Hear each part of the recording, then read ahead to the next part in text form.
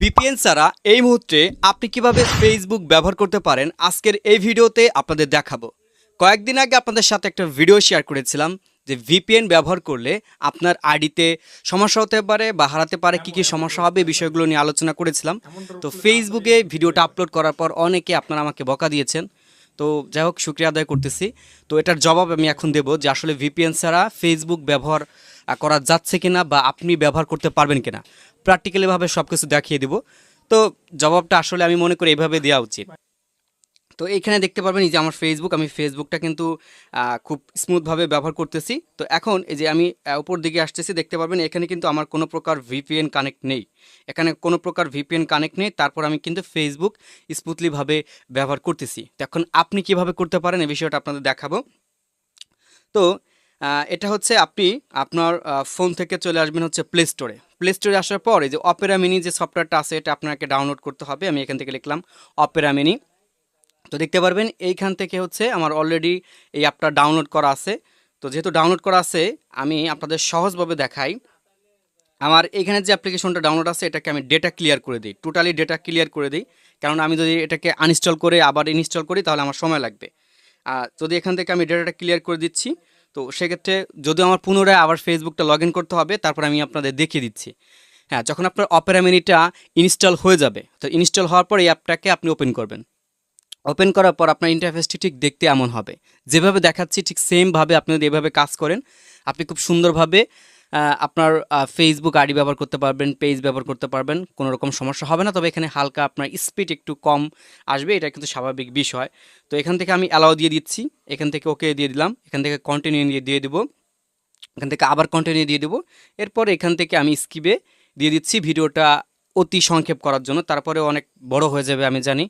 তো আপনারা একটু ধৈর্য সহকারে দেখার চেষ্টা করেন, ইনশাল্লাহ আপনিও ফেসবুক ব্যবহার করতে পারবেন ভিপিএন ছাড়া। তো এখানে দেখতে পারবেন এই যে আমাদের ফেসবুক লেখা রয়েছে আর কি, ফেসবুকের যে লোগো। তো এটার পর আমরা একটা ক্লিক করব।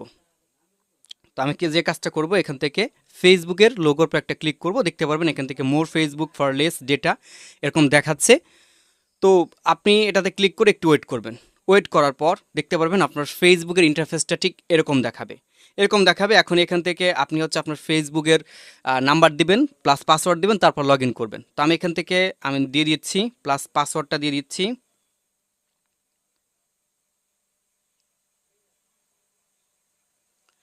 তো দেখতে পারেন এখান থেকে আমি লগ ইন করলাম। তো লোড নিচ্ছে, আমরা একটু ওয়েট করি। ওকে, তো দেখতে পারবেন এখন এইখান থেকে হচ্ছে পারমিশন চাচ্ছে। তো যে ফোনটা দিয়ে আমি আর কি রেকর্ড করতেছি ওই ফোনে পারমিশন চাচ্ছে। তো আমি যেহেতু ওই ফোনটা আমি এখন টাচ করতে পারবো না, তো এখান থেকে ট্রাই অ্যানাদার ওয়েতে সিলেক্ট করব। সিলেক্ট করার পর আমার যে বাটন ফোনটি আছে, যে বাটন ফোন, এই বাটন ফোনে হচ্ছে আমি কোডটা নিয়ে আসবো। তো এখান থেকে হচ্ছে সি মোর অপশনে ক্লিক করলাম, তারপর টেক্সট মেসেজ, এরপর কন্টিনিউ। তো কন্টিনিউতে ক্লিক করতেছি। এই ভিডিওটা এইভাবে এই জন্যই আমি করতেছি প্র্যাকটিক্যাল আকারে, যাতে করে ভাই আপনারা আমাকে ভুল না বোঝেন। আগের ভিডিওতে কিন্তু আপনারা আমাকে অনেকে ভুল বুঝেছেন। এই যে দেখতে পারবেন অলরেডি কল চলে আসছে, অলরেডি কিন্তু কল চলে আসছে। তো এখন কলটা আমি রিসিভ করি, কোডটা বসাই।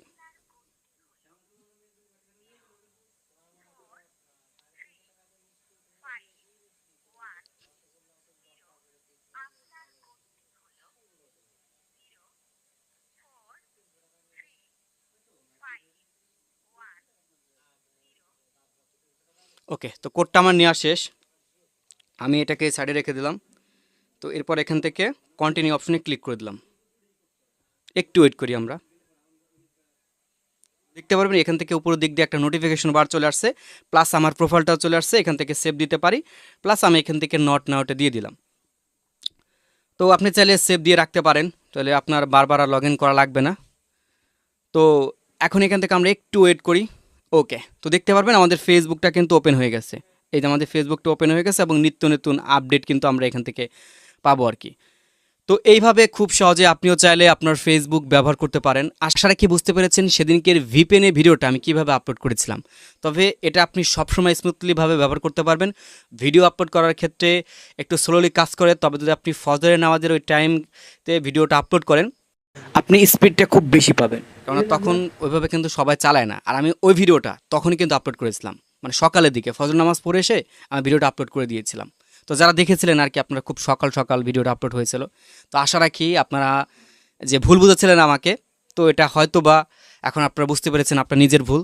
আমিও আপনাদের ক্ষমা করে দিয়েছি যারা আমাকে বকা দিয়েছিলেন। তো সকলে ভালো থাকবেন, সুস্থ থাকবেন। আর আপনার কাছে ভিডিওটি যদি ইনফরমেটিভ মনে হয় বা আপনি যদি ব্যবহার করতে পারেন, সেক্ষেত্রে অবশ্যই কমেন্ট সেকশনে জানাতে ভুলবেন না। আর ইউটিউব চ্যানেলটি সাবস্ক্রাইব করে সাথে থাকবেন এরকম নিত্য নতুন ভিডিওর আপডেট সবার আগে পাওয়ার জন্য।